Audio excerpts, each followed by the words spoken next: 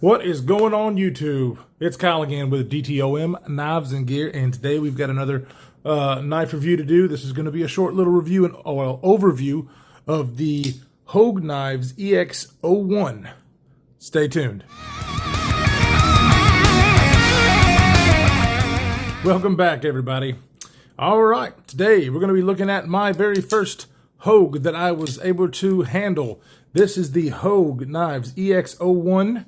This is a knife that was sent to me by my good friend Scott over at Big Bore Knife and Gear. If you have not subscribed to him, stop this video right now. Head over there, check him out. Also check him out on Instagram. He does a lot of great stuff over there. He does a lot of knife mods, some custom anodization, which you will see here shortly.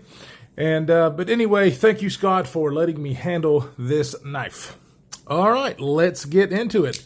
Houge knives. Well, I'm assuming a lot of you guys have heard of Houge. If you haven't heard about them because of their knives, I'm assuming you probably have heard about their gun grips. That's how they started, was making gun grips. So when you think about that, and then you think about, okay, if somebody making gun grips, they're going to make knives, they're probably going to be pretty comfortable, right?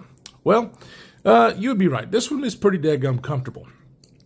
We'll talk about the ergos in a minute, but, you know, whenever I think of Houge, I think of gun grips, and so that is going to be, I'm going to have high expectations for the ergonomics of the knife. First things first, let's talk about the materials. This is a Tonto blade with kind of a spear point, or not a spear point, but kind of a harpoonish looking thing there. I'm really not sure what to call that. And the blade is made of 154 cm. The most interesting part about this knife is this, what they call Damascus. It is G10 Damascus, and this is the green and black color. And if you could just see that, it's pretty sexy looking, I have to admit. It's really well done, feels really well. Like right here on this part, it's pretty smooth, just a little bit of grip. But then they have these dimples here on the hand that really provide a nice some grip when you put pull your hand down like this. Very, very nice, not sharp, but very, very, but grippy nonetheless. You got a few little spots here where they're cutouts to help for grip. And so the G10 Damascus, what they call Damascus, I really, really like. I haven't seen too many other Houge knives, handled them to see them up close in this configuration as far as the Damascus, but on this knife it works, and I like it. Now back to the ergos. Because this G10, you can see that it's got chamfering all the way around, still kind of sharp in some areas, but not bad. You've got your integrated lanyard hole, which I really prefer this to an actual hole. So good job, Houge, there. You know, G10, two G10 scales that are pinched together. That's not a backspacer. That's just two G10 scales that are bolted together. So pocket clip on this thing is a huge spoon style pocket clip, and it goes in and out of pocket just fine. I'm not a big fan of the way it looks, but it goes in and out of pocket perfectly fine. So it works well, good retention. The best thing about this knife, and one thing that I really wish I had more of, is this one is a button lock. So manual deployment, and you press the button to drop the blade. It is running on bearings, so it's really smooth, really, really fidgety with that button lock. I wish I had more knives than a button lock, carrying this thing around a lot. I do have the Spyderco Schmuck, which is basically a reversed compression lock with a button that compresses the lock down so you can do it. So very fidgety. I do love that. I am not a fan of external locks like this. Don't like it. Don't like it at all. This is not my knife. I have had knives with external locks before, and I really just end up super gluing that thing down, which this one's actually pretty tactile. I don't think it's going to be a problem kind of engaging and disengaging, but no on the external locks, just not my thing. I just think they're useless. But a lot of people might disagree with me, and guess what? That is a great thing about being in this country. You can disagree. So, but button lock, definitely a fidgety, I love taking this thing in and out of pocket, and I can just play with this thing all day long. The action is great because it runs on bearings, so very fun to fidget with.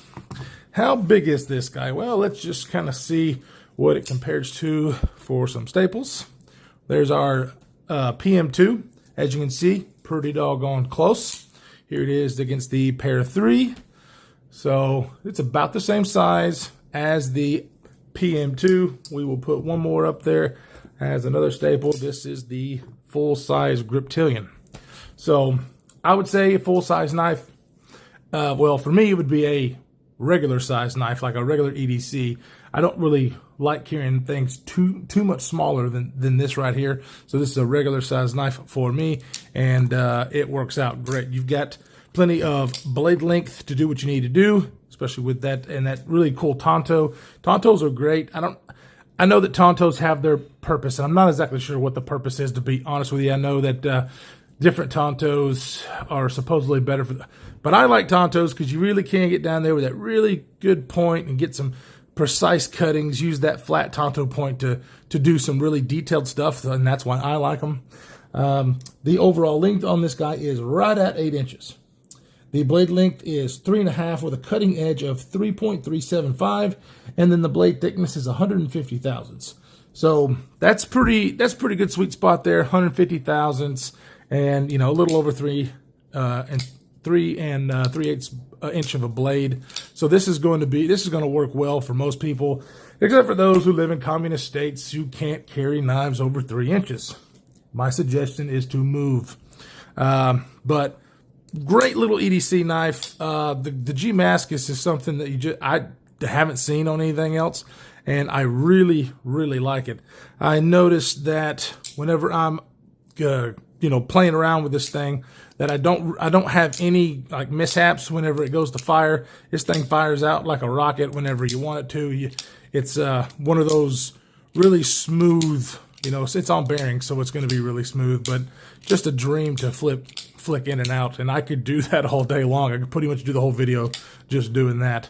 154 cm is a fine steel. It's nothing to write home about, but it's really well done. I really like it. I love the lanyard, the whole the way they do this. I wish more people would do that, and button locks. That's what excites me about this knife. And anyways, let's see, I think the last time I looked, you could get these things for about $187, and I think it's an okay price. I'm not going to say it's a great value or anything, but it's all a personal thing depending on what you like. I like the action on this guy, and the button lock, but there's not, the 154 cm doesn't tickle my fancy. The Damascus is beautiful, but the shape of this thing is it's okay. Like, see my big old hands. Your finger wants to go in there, and so then it just kind of cuts me off with my big old hands. You can grip up like this. It's just not as comfortable. Okay, it works. It's just not as comfortable with my big hands. I can squeeze right here, and then I definitely feel a hot spot right there where my pointing finger sits right there. So anyways, so I feel like I'm a little bit too far back away from the knife when I hold it back here. It's not going to be an issue for everybody. It's just an issue for me because I have gorilla hands. So, but anyways, guys, this is the overview. This is a knife sent from Scott, so I did some very light cutting, just your regular EDC task, and it performed wonderfully. So, it's one of those knives that, if you're looking at it and you like it, I definitely say buy it. I mean, it's not going to be for everybody, but it's definitely a knife worth looking into. If you look at this on anybody's website and say, hey, it looks pretty cool, then I would definitely pick it up. The one thing that I love about this knife, and I love about the company Houge, is it is 100% made in the USA. Focus on my USA. There we go. So that is valuable to a lot of people. It's valuable to me. I like supporting American companies, and you can do that with the Houge company. All right, guys, that is my overview If you like this kind of stuff, hit that like button. If you want to see more, hit the subscribe button and the notification bell. I have giveaways once a month. I'll have another one coming up pretty soon. And anyways, be safe in this crazy world we're living in, and we will see you in the next one.